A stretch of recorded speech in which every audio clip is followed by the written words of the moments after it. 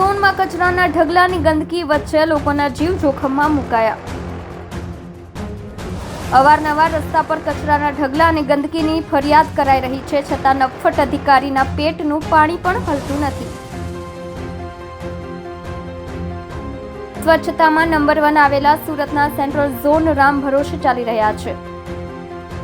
Central zone વિસ્તારમાં નાયબ આરોગ્ય અધિકારી ગરાસિયા તેમજ ઉચ્ચ આરોગ્ય અધિકારી જતીન દેસાઈ અને ઉમરીગર શોભાના ગાંઠિયા સમાન બની ગયા છે। ફક્ત રાજનેતાઓ અને ઉચ્ચ અધિકારીઓને ખુશ કરવા દેખાવ પૂરતું સફાઈ ઝુંબેશ ચલાવી ફોટોમાં સ્મિત દેખાય છે।